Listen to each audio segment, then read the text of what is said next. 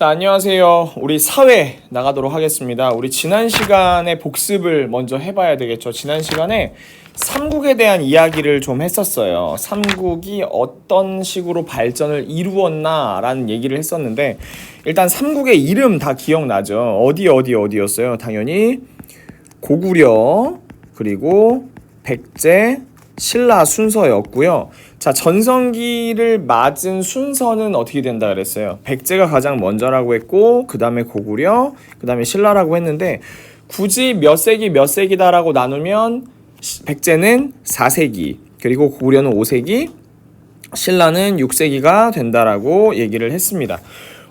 백제는 어느 왕 때였어요? 기억나요? 백제는 근초고 왕 때였고요. 근초고 왕 때였고, 근초고 왕 때 일본과 되게 관계가 좋았다고 얘기를 했죠. 그리고 고구려 같은 경우에는 어느 왕 때였어요? 고구려는 자, 광개토대왕 얘기했었어요. 광개토대왕부터 아들인 누구까지?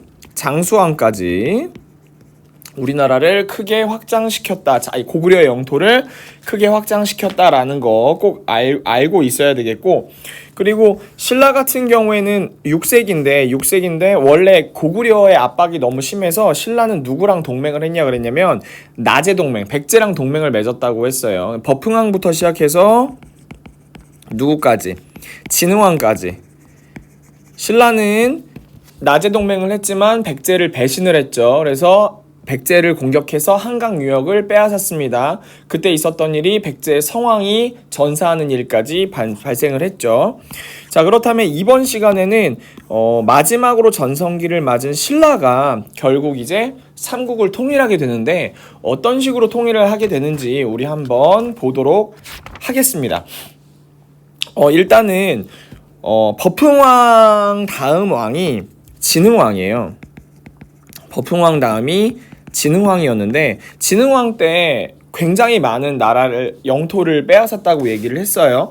그리고 나서 여러 왕들이 쭉쭉 있었는데, 신라 같은 경우에는 골품제라고 해서 신분제가 엄청 중요했단 말이에요. 신분제가 엄청 중요했는데, 버풍왕 진흥왕으로 이어지면 이어질수록 순수 혈통, 그러니까 거기는 어머니와 아버지가 둘 다 최상위권의 그런 가문이어야 왕이 나올 수 있었어요. 근데 그런 사람들이 점점 없어지기 시작한 거예요. 그래서 중간에 어떻게 되냐면, 옛날에는 남자들이 왕을 했으니까 어머니도 최고 등급이고 아버지도 최고 등급인 그런 가문에서의 아들이 더 이상 없었던 거예요. 그래서 신라는 누가 등장하냐면 여왕이 등장을 하게 됩니다. 여왕이 등장해서, 여러분 혹시 들어봤는지 모르겠는데 선덕여왕, 진덕여왕 이런 사람들이 등장을 하게 돼요.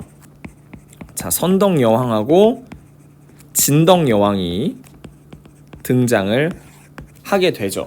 그러고 나서 진덕여왕 다음에 어떻게 되냐면, 더 이상 이제 그 어머니 아버지가 둘 다 최고 귀족인 사람이 나타나지 않아서 여기서 대가 끊길 위협에 이제 놓이죠. 그래서 이제 어떻게 회의를 하냐면, 한쪽만 왕실 귀족 사람이어도 왕위를 인정하는 걸로 하자라고 해서 처음으로 그런 집안에서 왕위가 나온 사람이 누구였냐면 바로 김춘추죠. 김춘추는 누구냐면은 김유신의 여동생의 남편이에요. 뭐라 할까? 나 정확히 용어가 기억 안 나네. 아무튼 그런 식이에요. 근데 어차피 뭐라 그랬냐면, 김유신도 왕실 사람이나 마찬가지거든요. 가야의 마지막 왕의 손자예요. 증손자. 김무력이 할아버지니까. 그래서 김춘추가 왕이 되는데, 이 왕을 뭐라고 부르냐면, 우리는 되게 중요한 왕이에요. 태종 무열왕이라고 얘기를 합니다. 태종 무열왕이라고 얘기를 하고, 김춘추가 통일에 그런 노력을 하는, 정말 많은 노력을 해요. 김춘추가 왕이 되기 전에 이미 당나라랑 고구려를 찾아가서 우리를 좀 도와주세요 라고 얘기를 해. 일단 처음에 신라는 고구려를 멸망시킬 마음이 없었어요. 그래서 백제만 먼저 정복을 하자라는 마음이 있었기 때문에 고구려랑 당나라를 찾아가서 우리 좀 도와주세요라고 얘기를 하죠. 그거를 왕이 아닐 때 김춘추가 먼저 작업을 성공을 해요. 자기가 왕이 되고 나서 이제 그 통일의 준비를 본격적으로 하게 되죠. 김춘추를 도와줬던 단연 원픽 신하를 딱 한 명 꼽자면 누가 있을까요? 당연히 김유신이 있죠. 김유신은 가야의 왕족이나 마찬가지는 사람이라고 했어요. 그리고 나서 이제 백제를 멸망시키려고 백제로 찾아갑니다. 백제로 이제 공격을 해요. 백제 공격을 하는데 백제에서 그 당시의 왕이 누구냐? 여러분 들어봤을 거예요. 그 당시에 백제의 왕은 뭐 삼천궁녀를 거느렸다고 알려진 누구야? 의자왕이었어요. 의자왕. 이제 의자왕을 영어로 하면 뭐야? 체어 킹이죠. 근데 너무 죄송합니다. 의자왕이 있었는데 의자왕에겐 신하들이 많이 있었어요. 그런 충성스러운 신하들이 많이 있어요. 뭐 성충이라던가 계백이라던가 이런 신하들이 많이 있었는데 마지막까지 결사항전을 했던 신하를 딱 한 명 꼽자면 누구다? 계백 장군이다. 계백이라는 사람 들어본 적 있을 거예요. 이때 당시에 그 백제의 수도가 어디였냐면 사비성인데 지금의 부여예요. 부여. 지금의 부여입니다. 충남 부여예요. 근데 계백 장군과 마지막 결사항전을 펼치는 곳이 어디냐면은 이것도 한국을 비는 100명 위인들 노래에서 나왔는데 왜 그러지? 정확히 기억이 안 나는데 계백 장군 나 왜 기억이 안 나냐? 황산벌이라는 전투 혹시 아세요? 황산벌 전투? 이제 황산벌의 계백 맞서 싸운 간창 역사는 흐른다 이런 노래가 있어요. 그래서 이거를 황산벌 전투라고 얘기를 해요. 그 영화 중에도 황산벌이란 영화가 있어요. 좀 욕이 많이 나와서 여러분들한테 추천하기는 좀 그럴 수 있는데 황산벌이 지금은 어디냐면 부여 바로 옆에 논산이라고 있어요. 충남 논산에 가면 지금도 이런 계백 장군을 기념하기 위한 기념관이 있습니다.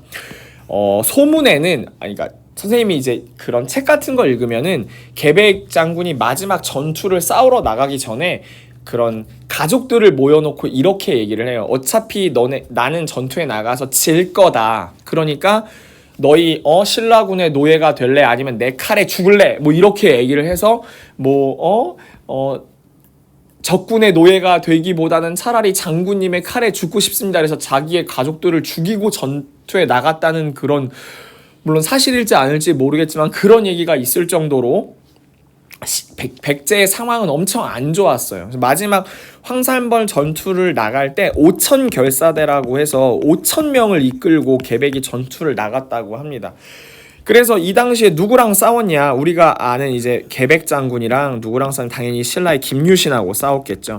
김유신하고 전투를 치르는데 김유신 부대가 정말 어마어마하게 컸음에도 불구하고 계백 장군이 결사항전을 하였기 때문에 이기기가 쉽지 않았다고 해요. 그래서 그러면 안 되는데 신라에 뭐가 있었냐면은 신라에는 화랑이라는 게 있어서 화랑이 뭐냐면 화가 이제 꽃화자인데 꽃처럼 아름다운 남자들 이런 뜻인데 화랑은 어린애들이야. 뭐 16세, 17세 이런 애들인데 예쁜 걔네들 이제 군사로 키우겠지. 그럼 걔네들 중에 한 명을 이제 이름이 첫 번째 죽은 애 이름이 정확히 기억이 안 나는데 누구지?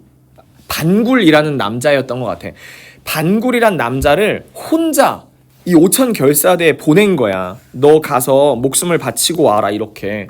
아빠 참 무자비하지 진짜. 그래서 반굴이 전쟁에서 싸우다가 죽어. 와 진짜 헐이지 헐. 근데 그러고 나서 이제 어떻게 되냐면 또 어떤 사람이 자기 아들을 보내는데 그 사람이 이제 우리가 그 한국을 빛낸 100명의 위인들이란 그 노래에서 나오는 관창이라고 하는 화랑이에요. 황산벌의 계백 맞서 싸운 관창 그거 관창이야. 관창을 이제 전쟁에 혼자 막 보낸단 말이야. 그 아빠가 아빠 참. 근데 어때? 너무 어린 장수가 나오니까 뭐야 얘 해서 이제 잡아오지 계백 장군한테. 이런 놈이 혼자 찾아왔다. 그래서 너 지금 엄마 젖이나 더 먹어야 될 나이에 이게 뭐냐? 그래서 말이랑 갑옷 같은 무기만 뺏어가지고 다시 돌려보낸단 말이야.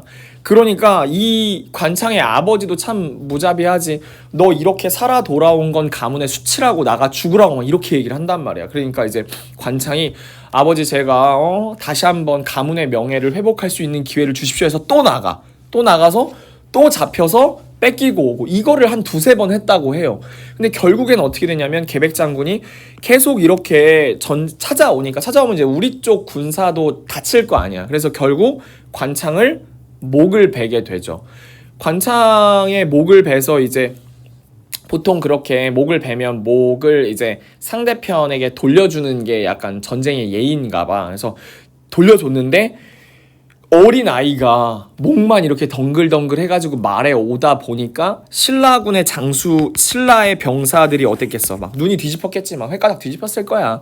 그래서 어린 관창이 죽었는데 뭐 하는 거냐? 관창의 원수를 갚자! 막 이렇게 해서 이제 그 계백 장군하고 우와 해가지고 싸우게 된 거지. 결국 계백 장군의 5천 결사대는 씁쓸한 최후를 맞게 되죠. 그래서 결국 660년에 그 의자왕이 있었던 계백 장군이 이끌었던 그 사비성 부여성은 불타게 됩니다. 그러고 나서 우리가 뭐 소문에 알려졌던 그 삼천궁녀가 있었다는데 뭐 삼천궁녀가 있었다는 그 사비성 뒤에 보면은 낙화암이라고 있어요. 낙화암. 선생님 시골이 부여라 잘 알아.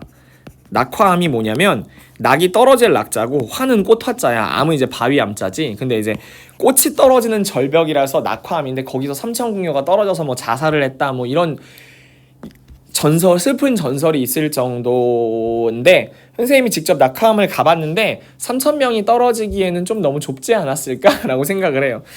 아무튼 뭐 그런 일이 있어서 여기 보면 이제 금성에서 사비성으로 찾아가서 사비성을 점령을 하고 660년에 결국 이제 그 백제는 멸망을 하게 되지요. 백제를 멸망하고 나서 이제 어때?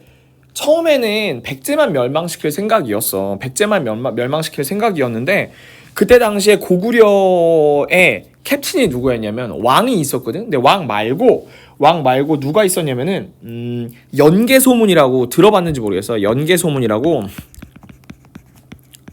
이름이 개소문이야? 암튼 연개소문이란 사람이 있었는데 이 사람이 엄청 유명한 장군이었어. 근데 뭐라 그럴까? 독재를 한 거지. 자기 맘대로 막 왕이 있던 없던 막 독재 정치를 막 했던 거야.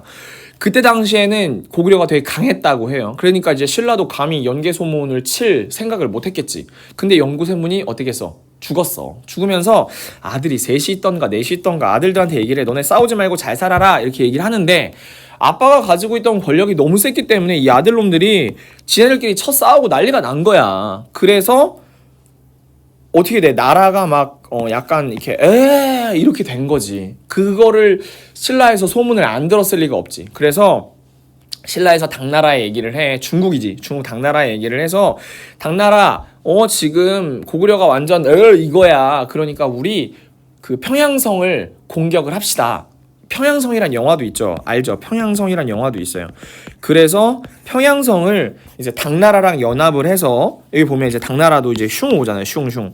그래서 결국 신라군과 당나라군이 연합을 해서 고구려 이제 연개소문이 없는 고구려를 치게 되죠. 결국 평양성도 불타게 돼서 결국 이제 고구려도 안타까운 멸망을 668년에 하게 됩니다.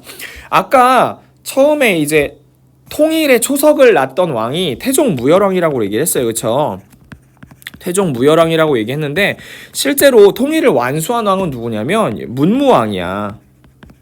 여기에 아들이겠지. 문무왕이라고 하는 아들이 이제 통일을 완성을 시켜요. 통일을 완성을 시키는데 여기서도 문제가 발생을 해. 어떤 문제가 발생을 하냐면 여기 영토가 좀 이상하지. 우리나라가 통일을 했으면 이만해야 될 텐데 너무 작잖아. 이게 뭐냐면 당나라 착한 사람들이 너 거시기 했으니까 이 위에는 내가 가질게 이딴 식으로 얘기를 한 거야. 여기를 당나라가 뺏으려고 하고 심지어 신라도 공격을 하려고 하는 거야. 당나라가. 그러니까 뭐랄까 약간 뒤통수를 쳤다 하나? 약간 배신이야. 배반이야. 약간 이런 느낌인 거지. 그래서 신라 김유신과 이제 문무왕 그리고 장군들이 안 되겠다, 우리가 당나라한테 뒤통수를 맞은 것 같다라고 해서 누구보다 빠르게 남들과는 다르게 이제 당나라하고 전쟁을 하게 된 거죠. 그래서 선생님이 알고 있는 뭐 기소성 매볼포 전투 뭐 이런 것도 있었는데 기소성이 아니고 기벌포 매소성 전투, 이게 이제 당나라랑 전쟁을 한 거거든. 여기가 이제 다 당나라랑 이제 싸운 거야. 당나라랑 이제 전쟁을 해서 여기서 결국 이제 당나라를 물리쳐내고 삼국의 통일을 최종적으로 완성을 하게 됩니다. 근데 정말 안타까운 건 뭐냐면은 우리나라의 영토 자체가 여기 이제 대동강이거든. 그러니까 대동강에서 원산만에 이르는 작은 영토만 우리가 갖게 돼요. 그래서 이걸 뭐 불안정한 통일이다, 뭐 이렇게 얘기를 하기도 합니다. 대동강 원산만을 경계로 해서 통일을 이룩한 게 676년이라고 하니까 이 고구려의 큰 땅을 우리가 갖지 못한 건 정말 안타깝긴 한데, 어쨌든 간에 신라가 최초로 삼국을 통일했다고 얘기하는 건 역사적인 의의가 확실히 있는 사건이긴 하죠. 우리 교과서로 돌아가서 한번 보도록 하겠습니다. 신라의 김춘추예요. 태종 무열왕은 당과 동맹을 맺고, 동맹은 이제 아까 말했던 신라하고 백제하고 했던 나제 동맹 같은 거, 동맹을 맺고 왕위에 오른 후 백제를 멸망시켰어요. 아까 의자왕 계백장군 얘기했죠. 김춘추에 이어서 왕이 된 문무왕은 당과 함께 고구려를 멸망시켰습니다. 연개 소문이 이어서 이제 권력 지배층의 분열이 발생했다 했어요. 신라에 병합된 가야의 왕족 출신인 김유신은 무열왕과 문무왕을 도와 삼국 통일에 앞장섰습니다. 백제와 고구려가 멸망하자 당나라는 동맹을 깨고 한반도 전체를 차지하려고 했어요. 뒤통수 빡 했죠. 당나라의 속마음을 알게 된 신라는 당을 상대로 전쟁을 해서 승리를 했죠. 이유로써 무열왕의 뒤를 이은 문무왕 때 신라가 최초로 삼국 통일을 이루게 됩니다. 여기가 금성, 그러니까 지금의 경주인데, 여기에 가면은 문무왕의 그 무덤도 있을 거 아니에요. 문무왕은 되게 특이해. 문무왕의 무덤은 보통 신라 경주에 여러분 여행 가본 친구도 있겠지만 신라 시대 무덤 같은 경우에 산만큼 크단 말이에요. 도굴범을 맞고 여러 가지 이유로 산만큼 큰데, 문무왕은 어디에 있냐면 바닷가에 있어요. 바닷가에 큰 바위를 무덤으로 만든 거야. 그래서 그걸 뭐라 하냐면은 대왕암이라고 해요. 대왕암이라고 합니다. 그래서 뭐 이건 전설인지 모르겠는데, 뭐 거기서 뭐 용이 한 마리 나타나가지고, 뭐 항상 그렇잖아. 뭐 이렇게 왕이나 이런 사람 전설 얘기하면 용 나타나잖아. 우렉 이러면 용 나타나는데, 거기서 피리를 하나 준단 말이야. 피리를 줘. 피리를 하나 주는데, 그 피리의 이름이 뭐냐면 만파식적이라고 해요. 만파식적. 이 적은 피리적자야. 근데 만파식적은 뭐냐면은 나라가 위기에 빠졌을 때 뭐 이 피리를 불면 세상이 평화로워진다, 뭐 이런 의미를 가지고 있어. 아마 그 문무왕이 정말 지겨운 전쟁을 겪고 전쟁을 종식시킨 왕으로서 더 이상 세상에 정말 힘든 전쟁이 없기를 바라는 그런 마음에서 아마 이런 무덤을 만들고 그렇게 하지 않았을까 라는 선생님의 생각적인 생각이에요. 선생님 이런 수업을 해주면서 여러분들한테 어때요? 참 쉽죠? 이런 말 감히 못하겠어요. 초등학교 교과서가 너무 생략이 많이 돼서 여러분들이 알 내용이 좀 많이 있거든요. 넘어가 보도록 하겠습니다. 이제는 뭐가 필요하냐면, 이제 봐봐요. 우리가 이제 신라인데, 통일된 신라를 이제 통일신라라고 부를 건데, 통일신라 위에는 당나라가 다 뺏었잖아요. 근데 이때 당시에 여기에 그럼 누가 살고 있었을까? 여기엔 당연히 고구려의 유민들이 살고 있었을 거예요. 유민이라고 하면 뭐랄까, 사람 이름이 아니고 고구려 원래 사람이었는데 그 나라를 잃은 슬픔을 가진 사람들이지. 고구려 유민들이 많이 살았어. 그 사람들이 동모산이라는 데를 모여서 우리 여기서 더 이상 어떻게 힘들게 살겠냐, 우리가 여기다가 나라를 지어보자, 이렇게 얘기를 한 거지. 그래서 제일 유명했던 사람이 누구였냐면 대조영이라고 하는 사람이에요. 옛날에 대조영이라고 하는 드라마도 있었어요. 왕 전문 배우 최수종 씨가 했었는데, 대조영이라는 사람이 이때 당시에 위쪽에서 있었던 말갈족하고 여기 지금 말갈이라고 있지. 말갈족하고 그리고 고구려 유민하고 섞어가지고 이제 나라를 하나 만들어요. 근데 맨 처음에 뭐라고 만드냐면 나라 이름을 진이라고 만들어. 진. 그래서 진국이라고 불러. 진국. 찐 라면 아니고 진국. 근데 뭐 비율은 뭐 말갈족이 60% 정도 되고 고구려가 40% 정도 됐다고 하는데 지배층 자체가 고구려 사람들이 훨씬 많았기 때문에 발해는 우리나라의 그거 역사로 보는 게 맞습니다. 근데 진국이라고 불렀다가 나중에 이름을 발해로 고쳐요. 발해로 고치고 위에서 굉장히 잘 나갔다고 해요. 나름. 그래서 뭐 이렇게 당나라하고도 많이 전투를 하고, 근데 이제 막 신라가 나중에 당나라랑 좀 친해졌거든. 그래서 발해랑 사이가 안 좋을 때도 있고 막 그렇긴 했는데, 발해가 우리나라 영토로서 굉장히 인정을 받고, 근데 이런 거 있었단 말이야. 일본에 뭐 일본석인가 뭐 책 보면은 거기에 발해 왕한테 문서를 보내는데 뭐 고려 왕이라고 보내던가 막 그래. 고려 왕은 약간 고구려의 후예다, 약간 이런 느낌이잖아.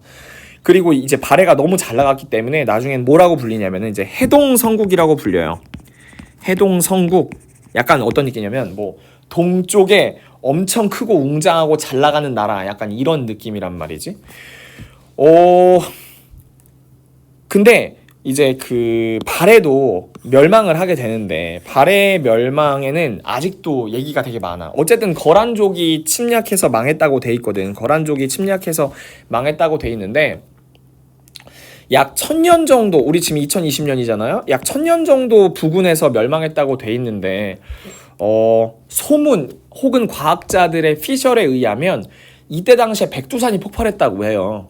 백두산이, 여기가 백두산이거든. 여기가 백두산인데 백두산이 터진 거야. 백두산이 터져서 여기 지배층 무렵이, 그러니까 화산이 터지면 지진도 엄청 크게 나거든요. 완전 멘붕 상태였던 거야. 카오스 상태였던 거지.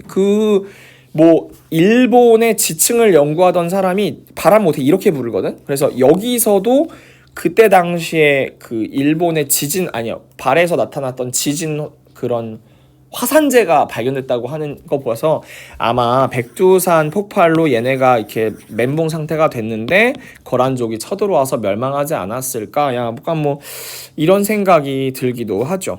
교과서를 볼게요. 대조영은 고구려의 유민 얘기했고요. 당나라가 정치적으로 어지럼을 tum을 타서 고구려의 유민과 말갈족을 이끌고 스스로 고왕, 나 킹왕 짱이야 동모산 지역에 발해를 세웠어요. 뭐 이렇게 나 이렇게 다 지워서 생각이 안 나는데. 그리고 발해는 군사 문화적 힘이 강력한 나라로 발전해서 고구려의 옛 땅을 대부분 찾았고요. 되게 크죠. 영토 엄청 크죠. 이에 당나라는 바다 동쪽에 기운차게 일어나 번성하는 나라라는 뜻에서 뭐라고 불렀다? 해동성국. 되게 중요합니다. important해요. 해동성국이라고 불렀어요. 발해는 스스로 고구려를 계승한 나라임을 내세웠어요. 이에 고구려 문화를 바탕으로 여러 나라와 활발히 교류해서 다른 나라 문화를 받아들여 그들만의 독자적인 문화를 발전시켜 나갔죠. 발해의 도읍지였던 상경이란 곳이 있었는데 그 주변 지역에서 불교와 관련된 문화유산이 많이 발견되는 거 봐서 발해에서는 뭐가 발달하였다? 불교 문화가 발달한 것으로 보인다. 그래서 석등이라고 하는 것은 약간 뭐 절에 세우는, 약간 여기다 불 켜놓고 막 그런 거거든. 불교 문화가 많이 발달했을 거다. 신라랑 또 연관이 있었을 거다. 뭐 이렇게 얘기를 많이 하죠. 중요한 거, 발해의 역사가 우리나라 역사인 까닭 알아보기. 왜 이거가 중요하냐면 그러니까 예전부터 지금까지 계산해요. 중국에서 동북공정이라는 걸 하고 있어요. 이거 되게 중요해요. 동북공정이 뭐냐면 중국이 너무 많은 소수 민족이 많이 있잖아. 뭐 선생님 몇 개 민족인 모르겠는데 중국이 엄청 민족이 많대요. 근데 그러면서 고구려와 발해 같은 중국에 붙어있는 나라들도 중국의 역사로 편입하려는 노력들이 계속 있단 말이에요. 역사 왜곡을 하고 발해나 고구려가 중국의 역사다라고 얘기를 하는 거예요. 근데 그걸 우리가 막아야 되잖아. 그러려면 한반도와 발해와 고구려가 되게 밀접하다는 걸 우리가 스스로 증명을 해나가야 돼. 그래서 그런 것이 여기에 나왔다는 것이죠. 여기 보면은 고구려 기와의 연꽃무늬랑 발해 기와의 연꽃무늬. 기와 뭔 줄 알죠? 우리 그 지붕에 보면은 지붕 막 이렇게 돼 있잖아. 지붕 막 이렇게 돼 있으면 여기 이렇게 올리는 거를 그 기와라고 하는데, 기와의 요 앞에 마지막에 여기 동그랗게 붙는 걸 수막새라고 한단 말이야. 근데 얘가 수막새거든. 수막새라고 해. 그리고 얘는 이제 침이라고 하는데 전통 건물의 지붕 끝에 있는 장식이야. 근데 얘가 약간 뭔가 불사조 같은 느낌인가 봐. 이게 새 머리 같잖아. 그치? 얘가 뭐 불 타는 걸 막아준다 뭐 약간 이런 의미를 가지고 있는데, 고구려의 치미하고 발해의 치미는 어때? 비슷하게 생겼죠. 그러니까 아마 그 고구려의 영향을 강하게 받았고 고구려의 역사를 이어받으려고 분명히 했다라는 것을 이런 걸로 증거를 찾을 수 있는 것이죠. 그러면 고구려와 발해 문화유산의 생김새를 보고서 공통점과 차이점을 한번 써보려고 하도록 하겠습니다. 미묘하게 좀 다르긴 하죠. 완전히 똑같다고 말할 수는 없어요. 차이점은 한번 써보도록 하겠습니다. 새겨진 연꽃 무늬의 모습이 조금은 달라요. 모양이 조금 다르다. 그리고 또 치미의 두께 같은 건 좀 다르죠. 두께나 새겨진 무늬가 조금 다르다. 이런 건 좀 달라요. 하지만 대부분은 비슷하게 생겼죠. 그쵸? 둘 다 연꽃 무늬를 새겼다. 이거 되게 중요하고요. 그리고 치미의 생김새가 비슷하고 이것을 만들어서 지붕 위에 올렸다. 이런 부분이 되게 중요하다고 얘기를 할 수가 있어요. 발해의 기와와 치미가 고구려의 것과 닮은 까닭은 무엇입니까? 당연히 고구려의 문화를 받았으니까 그런 것이죠. 발해가 고구려를 계승하고자 고구려의 문화와 비슷하게 만들었을 것이다.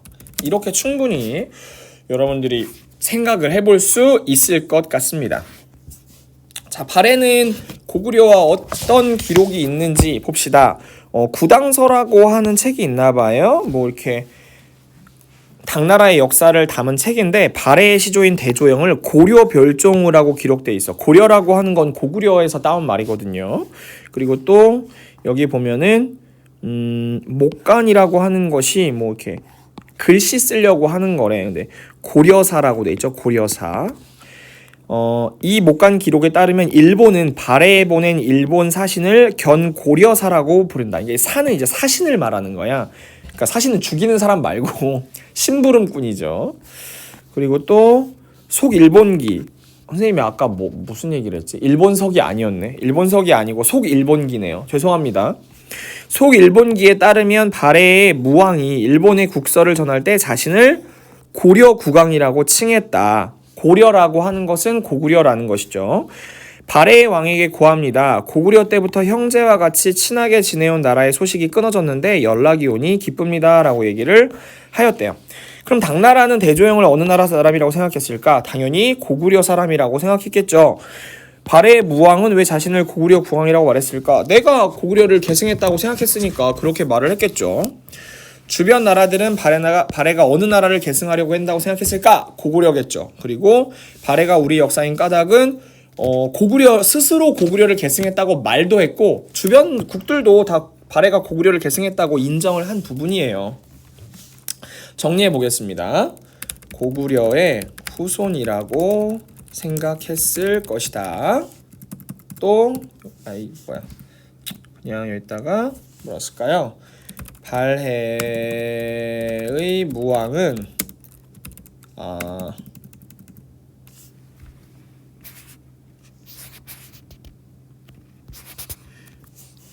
발해의 왕은 자신이 고구려 이렇게 쓰지 말고 발해가 고구려의 뒤를 이은 나라라고 생각했던 것 같다. 그리고 당연히 고구려라고 쓸 수 있겠죠.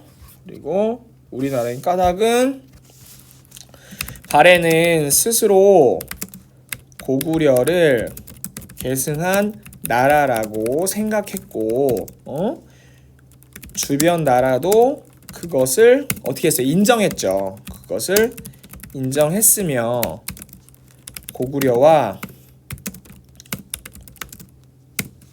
비슷한 문화가 발달했음을 문화유산과 기록을 통해 알 수 있다.